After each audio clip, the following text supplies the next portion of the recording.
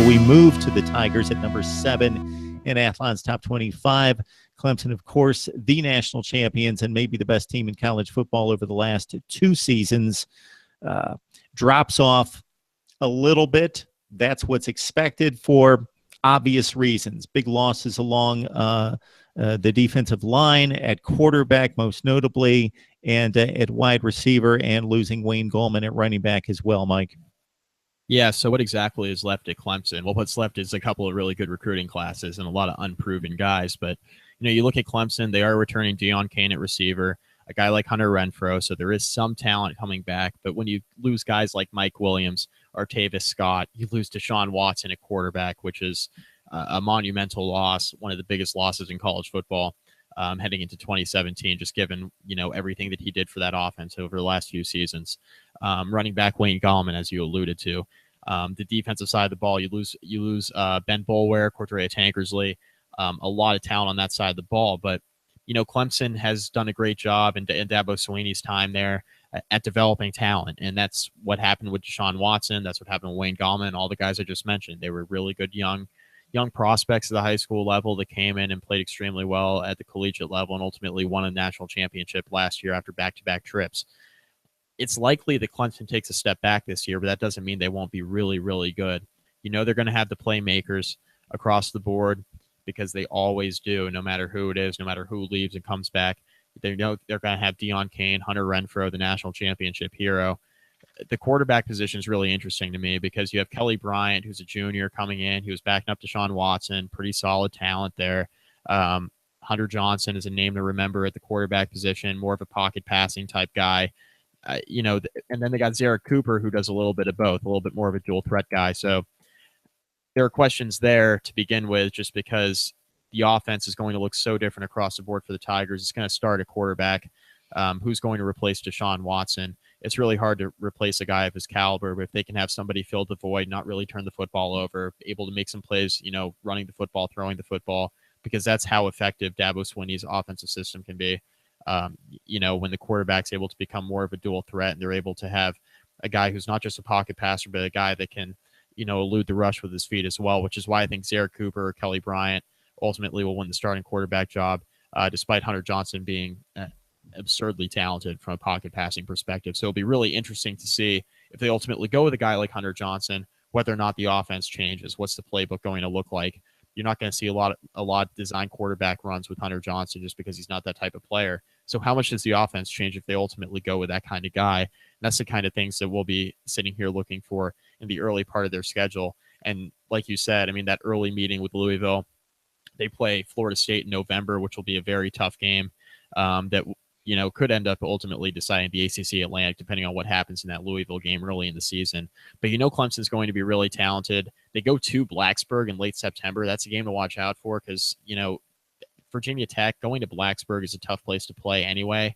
But playing a really solid Virginia Tech group with only a handful of games under your belt with a new quarterback makes that an intriguing matchup, potentially a Saturday night football game there as well. So, a couple of early games there with Louisville and Virginia Tech, they'll be tough for Clemson, but if they can get through those and get to that matchup with Florida State in late November and they're rolling by then, who knows, that could ultimately decide a spot not only in the ACC championship game, but maybe even in the college football playoff. Mike, I don't think it's an overstatement to say that Deshaun Watson is one of the most accomplished players in the history of college football. He led Clemson to back-to-back 14-1 campaigns, ripped apart maybe one of the more talented defenses we've seen in the history of college football, back-to-back years, could have won 2 national championships, sealed the deal with back-to-back drives when he had to score twice against that Tide defense in the fourth quarter, and with 1 second left on the clock, poised, confident, a gamer, a guy that stood in the face of one of the fierce pass rush teams in college football, and hard-hitting, intense play, down 14-0, brought a team back against the vaunted Crimson Tide. What a career Deshaun Watson put together at Clemson. He will not be replaced. You can't replace that type of leadership and that kind of gamesmanship, but they just need a guy that's going to be hopefully Deshaun Watson in maybe 2018 or 19. And you ran down the cast of candidates. Kelly Bryant, a junior, he's been in the system. He's very athletic. He really hasn't developed as a quarterback to the level that they would like as a passer. Maybe he becomes a Braxton Miller or Terrell Pryor someday. He's got that kind of athleticism. They've been disappointed with his development as a passer. Hunter Johnson, you mentioned him, 5-star early enrollee, so he's got some time in the system, and maybe he wins the job in August. He's probably the most talented with the highest ceiling. Tucker Israel is the least imposing physically.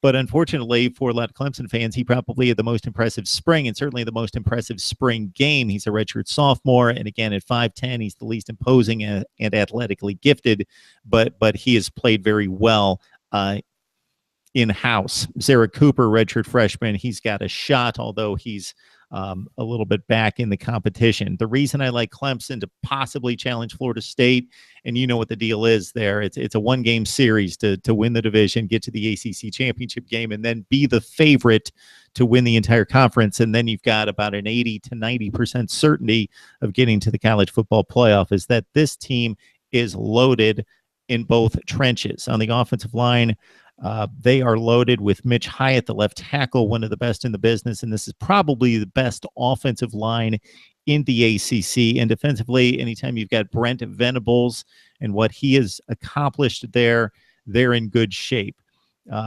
Christian Wilkins, Clellan Ferrell, we saw what they did specifically against Ohio State, dismantled that offense. Tackle Dexter Lawrence is exceptional as well.